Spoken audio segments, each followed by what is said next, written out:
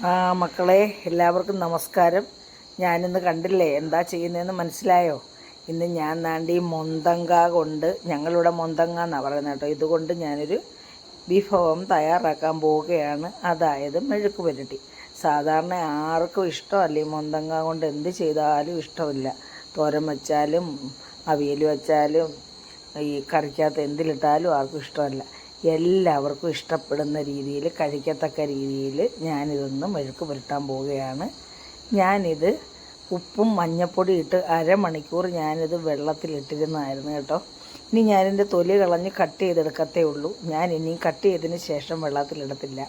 കാരണം ഇതിൻ്റെ കറ കളയാനാണല്ലോ എല്ലാവരും വെള്ളത്തിലിടുന്നത്. ഞാനിതിൻ്റെ കറ കളയത്തില്ല. കാരണം ഇതിൻ്റെ കറയ്ക്ക് വളരെയേറെ ഗുണങ്ങളുള്ളതാണ്. നമ്മുടെ കുടൽ ആരോഗ്യത്തിന് വളരെ നല്ലതാണ് ഈ കറ കുടൽപ്പുണ്ണുള്ളവർക്കും അതുപോലെ തന്നെ നമുക്ക് അസിഡിറ്റി പ്രോബ്ലം ഉള്ളവർക്കും, നമ്മളിപ്പോൾ എല്ലാം സ്പൈസി ഫുഡാണല്ലോ കൂടുതലും എല്ലാവരും കഴിക്കാറ്. അപ്പോൾ എല്ലാവർക്കും അസിഡിറ്റി പ്രോബ്ലം ഉണ്ട്. അപ്പോൾ അതിനുമൊക്കെ ഉത്തമമായിട്ടുള്ള ഒന്നാണ് ഇതിൻ്റെ കറ. അതുകൊണ്ട് ഞാനിത് കട്ട് ചെയ്ത് ഞാൻ വെള്ളത്തിലിടുന്നില്ല. വെള്ളത്തിലിട്ട് എടുക്കുന്നവർക്ക് അങ്ങനെ ചെയ്യാം.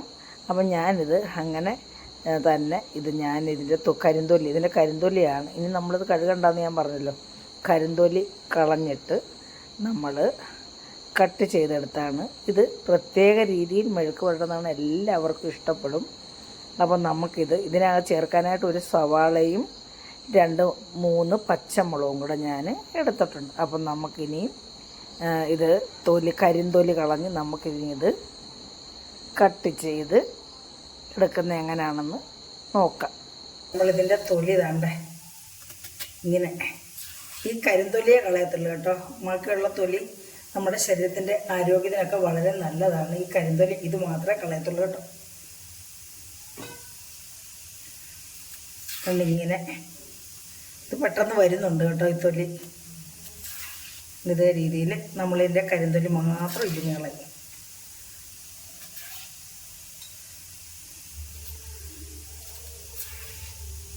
ഇനി ഇത് കഴുകേണ്ട കാര്യമില്ല കേട്ടോ.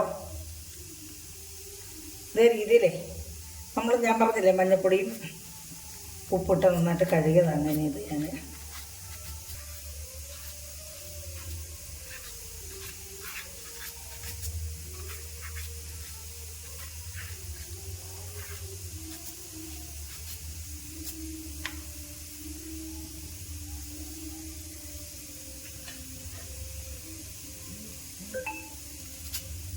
ഇതും ഇങ്ങനെ ചെത്തിയെടുക്കാം. അപ്പോൾ അതേ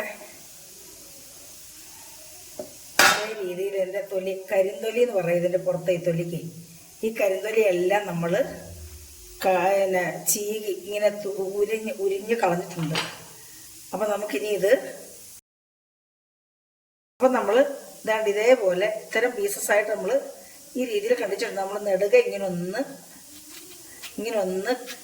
നടുക ഒന്ന് കീറിയിട്ട് നമ്മളിങ്ങനെ ഒരു കീറൽ, പിന്നെ അടുത്ത കീറൽ ഇങ്ങനെ, എന്നിട്ട് നമ്മൾ ഇതേ രീതിയിൽ നീളത്തിലുള്ള പീസസായിട്ട്, ചെറിയ പീസസായിട്ട് നമ്മളിങ്ങനെ കട്ട് ചെയ്ത്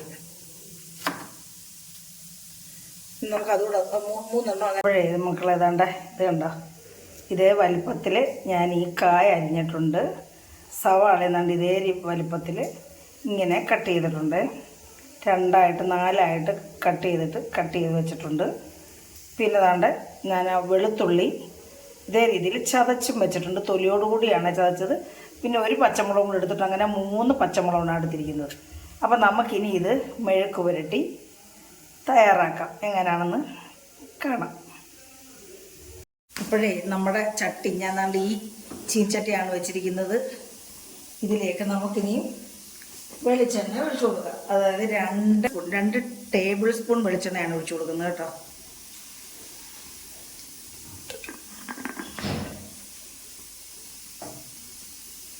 അതൊന്ന് ചൂടായി വരട്ടെ. എണ്ണ ചൂടായിട്ടുണ്ട്. ഇതിലേക്ക് നമ്മൾക്ക് ഒരു 1/2 ടീസ്പൂൺ കടുക് ഇട്ട് കൊടുക്കാം. കടുക് പൊട്ടി. ഇനി ഇതിലേക്ക് ഞാൻ 2-3 വറ്റൽമുളക് ഇട്ട് കൊടുക്കുകയാണ്. പിന്നെ 2 തണ്ട് കറിവേപ്പില ഇട്ട് കൊടുക്കുകയാണ്.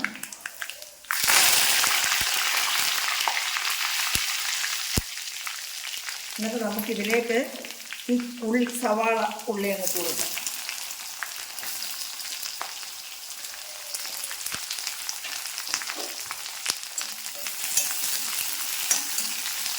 ഈ സവാള ഉള്ളി മൂക്കാനായിട്ട് നമുക്കൊരു ശകലം ഉപ്പും കൂടെ ചേർത്ത് കൊടുക്കാം.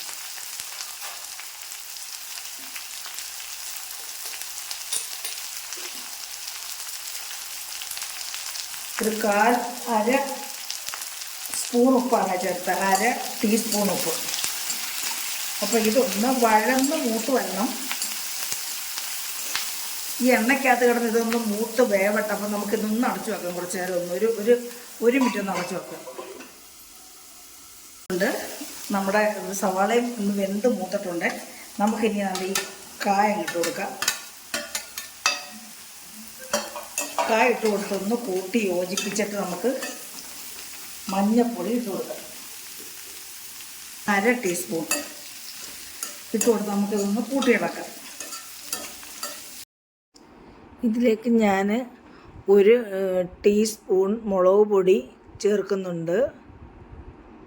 പിന്നെ ഒരു അര ടീസ്പൂൺ കുരുമുളക് പൊടി. നമ്മൾ ഇത് അരിഞ്ഞ് വെള്ളത്തിലിടുന്നവർക്ക് വേണമെങ്കിൽ ഇടാം കേട്ടോ. ഞാനിടത്തില്ലെന്നേ ഉള്ളൂ. ഇനി ഇതിലേക്ക് 1/4 സ്പൂൺ പിന്നെ പെരുംജീരകപ്പൊടിയും കൂടെ ചേർക്കുന്നുണ്ട് കേട്ടോ. അതൊരു മണവും ഒരു ഫ്ലേവറും ഒക്കെ കിട്ടാൻ വേണ്ടി. അപ്പോൾ ഒരു നല്ല ടേസ്റ്റ് ആയിരിക്കും ഇത്. വഴട്ടി മൂത്തൊക്കെ വന്നു കഴിയുമ്പോൾ നല്ല ഒരു ടേസ്റ്റാണ് കൂട്ടാൻ. അപ്പോൾ ഇത് നമ്മളിനി കൂട്ടി ഇളക്കുകയാണ്. നന്നായിട്ടത് കൂട്ടി യോജിപ്പിച്ച് കൂട്ടി ഇളക്കണം. അതിനകത്ത് നമ്മൾ 2 ടേബിൾ സ്പൂൺ വെളിച്ചെണ്ണ ഒഴിച്ചു കൊടുത്തതാണ്. ആ വെളിച്ചെണ്ണയ്ക്കകത്ത് നന്നായിട്ട് മൂത്ത് വഴന്ന് വരും. അപ്പോൾ ഇതിങ്ങനൊന്ന് മുളകും കുരുമുളകും പെരുംജീരകം കൂടെ കൂട്ടി ഇളക്കിയതിന് ശേഷം നമ്മളിതിലേക്ക് കുറച്ച് പുളി, ചെറിയ നെല്ലിക്ക വലുപ്പത്തിൽ പിഴുപുളി ഞാൻ ലൂസാക്കി വെച്ചിട്ടുണ്ടായിരുന്നു, അത് ഒഴിച്ചു കൊടുക്കും. പിന്നെ ഇതിലേക്ക് ഒരു 1/4 സ്പൂൺ ഉപ്പും കൂടെ ചേർത്ത് കൊടുക്കും. നമ്മൾ നേരത്തെ സവാളയ്ക്കകത്തിട്ട് ഉപ്പ് ചേർത്തായിരുന്നു. അങ്ങനെ ഉപ്പും കൂടെ ചേർത്ത് നമ്മൾ ഈ പുളിവെള്ളം ഒഴിച്ചു കൊടുക്കുവാണ്. ഒന്ന് പിന്നെ കുടഞ്ഞ് നമ്മുടെ ആവശ്യത്തിന് പുളിവെള്ളം ചേർക്കാം. കാരണം നമുക്ക് എത്രത്തോളം ടേസ്റ്റ് വേണോ അതനുസരിച്ച് നമുക്ക് പുളിവെള്ളം ചേർത്ത് കൊടുക്കാം. പിന്നെ ഇടയ്ക്ക് ഞാൻ കുറച്ച് വെള്ളം ഒഴിച്ചു കൊടുക്കാം, അത് കാണിക്കാൻ വിട്ടുപോയി കേട്ടോ. അപ്പോൾ ആ വെള്ളവും കൂടെ കൂട്ടിച്ചേർന്ന് ഇതൊന്ന് കൂട്ടി ഇളക്കി നമ്മളൊന്ന് അടച്ച് വെച്ച് വേവിക്കും. അപ്പോൾ ഇതിനകത്ത് വെള്ളമുണ്ട്, പുളിവെള്ളമുണ്ട്, ഒരു തുടം വെള്ളവും ചേർത്തിട്ടുണ്ട്. അപ്പോൾ ഇത്രയും വെള്ളം മതി ഇത് ഒന്ന് വെന്ത് കിട്ടാനായിട്ട്. നമുക്കിനി ഒന്ന് അടച്ച് വെച്ച് വേവിച്ചെടുക്കാം.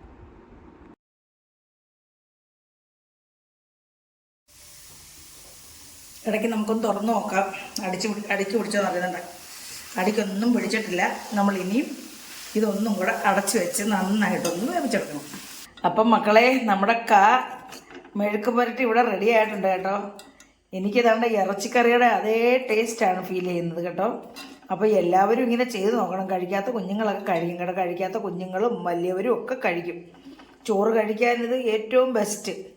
പിന്നെ എരിവ് കുറവാണെങ്കിൽ നമുക്ക് തനിയും കോരി കഴിക്കാനും നല്ലതാണ്, കഞ്ഞി കുടിക്കാനും നല്ലതാണ്.